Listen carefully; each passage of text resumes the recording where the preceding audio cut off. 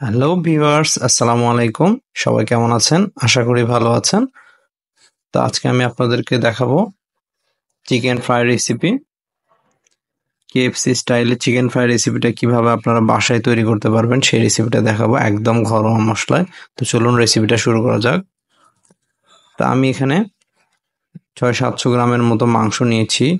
মাংসটা একটু স্কিন সহকারে নিয়েছি। আমি এখানে মুরগির পাখনা এবং রানের মাংস, বুকের একটু হাড় সহ মাংস দিয়ে দিচ্ছি 2 টেবিল চামচ আদা রসুন বাটা।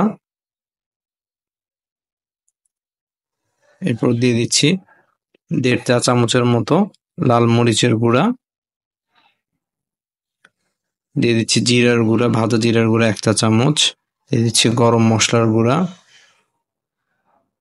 দিয়ে দিচ্ছি মিক্সড হার্ব বা অরিগ্যানো, যে কোনো একটা দিলেই হবে, না দিলেও হবে।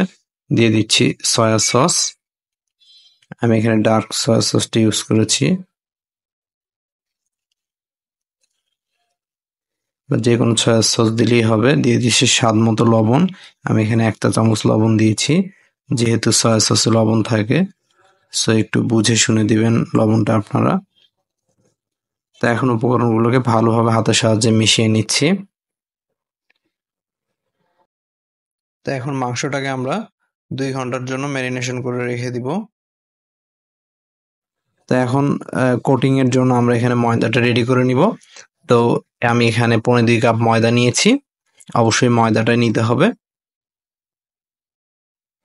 দিয়ে দিচ্ছি 1 চা চামচ লাল মরিচের গুঁড়া এবং হাফ চা চামচ সাদা গোলমরিচের গুঁড়া বা কালো গোলমরিচও নিতে পারেন। আর দিয়ে দিচ্ছি 1.5 চা চামচের মতো লবণ।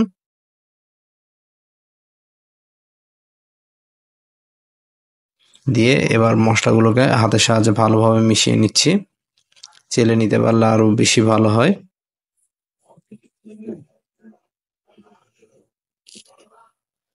তো এটাকে একটা সাইডে রেখে দিচ্ছি। এখন আমরা একটু বাটার মিল্ক তৈরি করে নিব। 1 কাপ নর্মাল রুম টেম্পারেচারের দুধের মধ্যে আমি 1 টেবিল চামচ ভিনেগার মিশিয়ে এটাকে একটু বাটার মিল্ক করে নিচ্ছি। তো দেখুন এটা কিরকম ছানা ছানা হয়ে গিয়েছে, আর এটাই হচ্ছে বাটার মিল্ক। এখন একটা ডিম নিয়ে নিচ্ছি আমি, রুম টেম্পারেচারের ডিম। এটাকে ভালোভাবে ফেটিয়ে নিচ্ছি।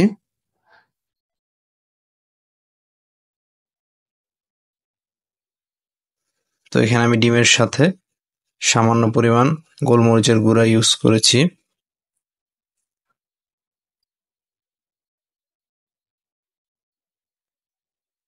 সামান্য একটু স্পাইসের জন্য।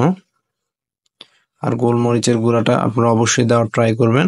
এটা খাবারে একটা ভালো ফ্লেভার নিয়ে আসে, শুধু স্পাইসি না। তো এখন বাটার মিল্কের মধ্যে ডিমের মিশ্রণটা দিয়ে দিচ্ছি। একবার এভাবে বানিয়ে খেয়ে দেখেন, বিলিভ মি, আসলে অনেক টেস্টি হয়েছিল।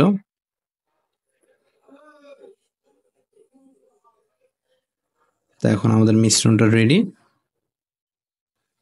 এখন আমরা মাংসগুলোকে ময়দায় গড়িয়ে নিয়ে তারপর বাটার মিল্কের মিশ্রণে কোট করে তারপর আবার ময়দায় গড়িয়ে নিব। তো এই পর্যায়ে আপনাদের যে হাত দিয়ে আপনারা কোটিং করবেন চেষ্টা করবেন সে হাতটা যেন শুকনা থাকে।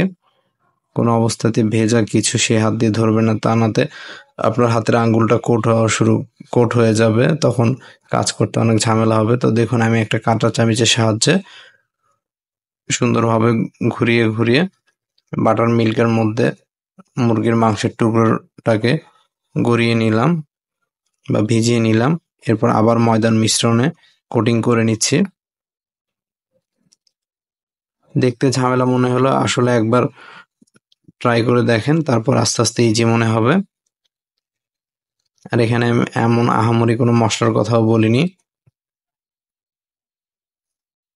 হাত দিয়ে এভাবে প্রেস করে করে যখন আপনারা মাংসের টুকরোটাকে দেখুন একদম কেএফসি স্টাইলের হয়েছে।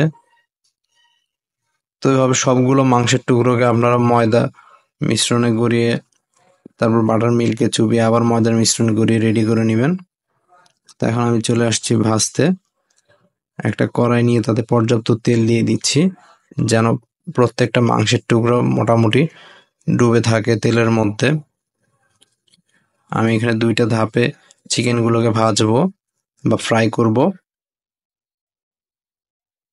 আমার কাছে মনে হয় ফ্রাই প্যানের চেয়ে এই ধরনের একটু গোল তলা বিশিষ্ট কড়াইতে ভালো ভাজা যায়।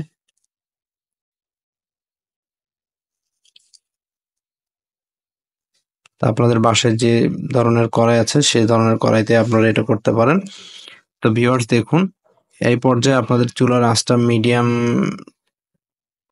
টু লোতে রাখতে হবে, কারণ খুব বেশি হাই হিটে জাল করতে গেলে দেখা যাবে বাইরে থেকে কালার চলে আসবে এবং ভিতরে সিদ্ধ হবে না। তো উইংসের পার্টগুলোকে আমি উঠিয়ে নিচ্ছি, যেহেতু ওগুলো একটু পাতলা টাইপের হয়ে থাকে এবং ওগুলো সিদ্ধ হয় তাড়াতাড়ি। আর যেগুলো রানের পার্ট সেগুলোকে একটু দেরিতে উঠাবেন আপনারা। তো দেখুন ভিউয়ার্স, কত অল্প সময়ে ঝটপট তৈরি হয়ে গেল আমাদের KFC স্টাইলের চিকেন ফ্রাই। তো বাসায় অবশ্যই একটা ট্রাই করবেন আশা করি। আর দেখুন এটা কতটা ক্রিস্পি হয়েছে।